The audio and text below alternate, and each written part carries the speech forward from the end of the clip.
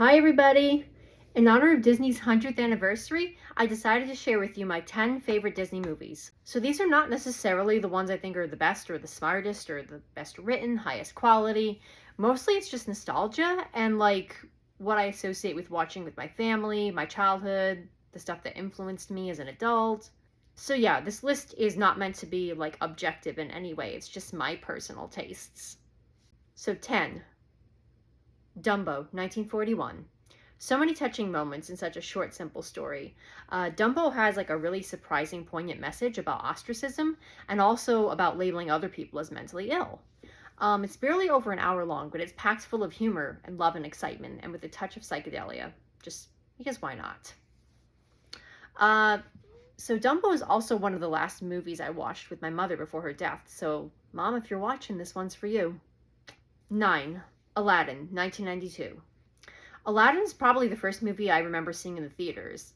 My mom said that when we got the video as kids, we just watch it over and over and over and over. And it's like the quintessential modern Disney movie because it has the perfect mixture of like adventure, romance, meaningfulness. It's also got a great story that really holds together. And if you watch the special features, the amount of effort that went into the character and design and the color coding is like amazing. It was also my first introduction to Robin Williams. 8. The Lion King, 1994. Let's be honest. Who hasn't watched The Lion King and is pretty much traumatized by that stampede scene?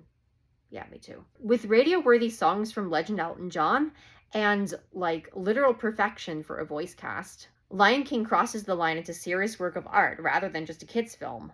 The really heavy themes of death, the specter of parental influence, and basically the hard task of taking up one's rightful place in the circle of life set this film apart as like an almost Shakespearean classic of 1990s film. 7. The Little Mermaid, 1989. The one that started it all was Little Mermaid. And Little Mermaid introduced us to the composer Alan Menken and lyricist Howard Ashman. And they would go on to write Beauty and the Beast and Aladdin, which would usher in the era that we call the Disney Renaissance. Before Ashman's death from AIDS, A Little Mermaid was the first fairy tale that Disney made in 30 years, since 1959's Sleeping Beauty. It was also an immediate hit with the kids, including myself, because of the magic, the romance, the adventure, and the renewed theme of true love and being rescued by your beloved prince.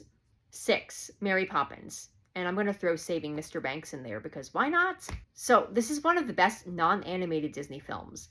And Mary Poppins is one I remember from like my earliest years because I actually remember being in the shopping cart as my mother was buying the video cassette for me.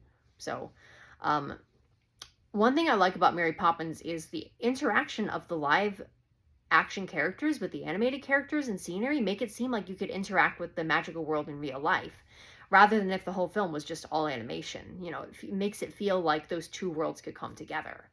And the songs are everything from like catchy little lighthearted tunes like Supercalifragilisticexpialidocious to Feed the Bird. There's also a lot of hidden depth in this movie because there's a lot of like subtle messages about feminism, about parents and children, and about rejecting greed and the economic system. And I'm still dying to learn Feed the Birds on the organ. 5. Toy Story from 1995. I don't know why, but the Toy Story movies just immediately stuck on me when I was a kid and I saw them. Maybe it was because for the time it was really high quality computer animation, or maybe it was the edgy dialogue and story in which one of our main characters is actually kind of a jerk. It could also be the idea of the toys actually interacting with people, which sort of like with Mary Poppins kind of propels the movie through the fourth wall by making you wonder if, well, who knows, it could all be real. But I think more than anything else, it was the mature themes of competing with other people, fear of being replaced, and eventually learning to accept change while still being able to connect with those around you that kind of made the movie stick with me through all these years. 4. Mulan from 1998. Basically, the sole reason I like Asian guys. Mulan was a hilarious and gender-bending bash that also happened to have some of the darkest and most epic war and death scenes of any animated film like ever. Mulan is a young Chinese girl who doesn't know how to be feminine, but she can't quite get manliness right either. So it's probably the first ever Disney film to question sex roles, and that makes it a hell yeah, in my opinion. Mulan's also about a late blooming young woman's devotion to her father, and I think my dad and I bonded a lot over that when we would watch the movie. It was also one of the first Disney Renaissance movies to not have Alan Menken as composer. But I'm actually wondering what the lyricist Howard Ashman would have done with all of that gender stuff. So, well, what could have been? So number 3, Coco from 2017. My numero uno most favorite of the modern Disney movies. Coco is a total scream, and it's about a young Mexican boy whose family inexplicably hates music.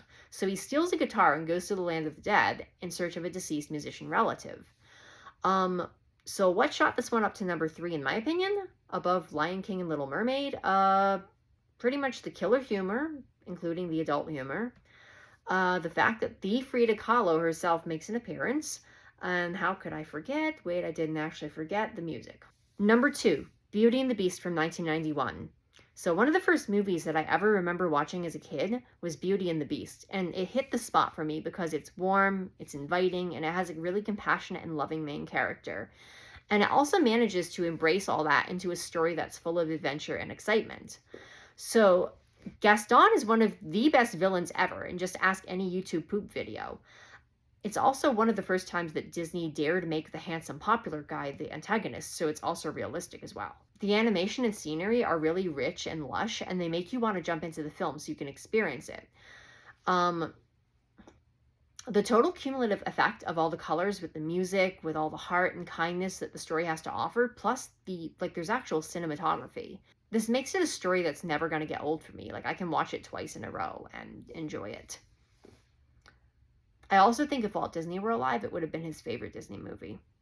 So honorable mentions are Tangled from 2010 because of the portrayal of gaslighting with Mother Gothel, because of the way the love interests don't really like each other right away. The Rescuers from 1977 because it's just something I grew up with, and I think that the music and the animation is both kind of subtle and subdued, and it's not as in your face as more of the later Disney movies. Also Zootopia from 2016, which I thought was so intelligent. You have like a fox voiced by Jason Bateman, and he's just schooling this cop bunny about how racist she's being toward foxes, and she somehow manages to one-up him equally as often. And it's such a great take on societal like issues and problems and bigotry, and like there's also a plot twist in there. I'm not going to say what it is, but definitely check that one out. So number 1, The Hunchback of Notre Dame from 1996. So The Hunchback of Notre Dame isn't just one of my favorite Disney movies, and it isn't even just one of my favorite animated movies. It's legit one of my favorite movies of all time, period. So Hunchback is Disney's most adult film by far. The G-rated movie has the attempted killing of a baby, the burning of a family's farm as they're trapped inside, a murderous judge lusting after a character while sending the police to hunt down her entire ethnicity for extermination, and a metric ton of adult humor, which guaranteed a third of which you still haven't noticed. It also has, hands down, the best Disney girl ever. It also has gargoyles. We don't talk about the gargoyles. So this movie is eternally burned into my mind because it's totally unafraid to go into the deepest, darkest territory to communicate its truths to viewers of all ages. Truths which, are sad to say, are much needed today. So this, among literally hundreds of other reasons, is why Hunchback is my favorite ever Disney movie. Thanks for watching. Please remember to like, share, and subscribe so you can watch more about your favorite movies. Until next time, have a good day and happy birthday, Disney.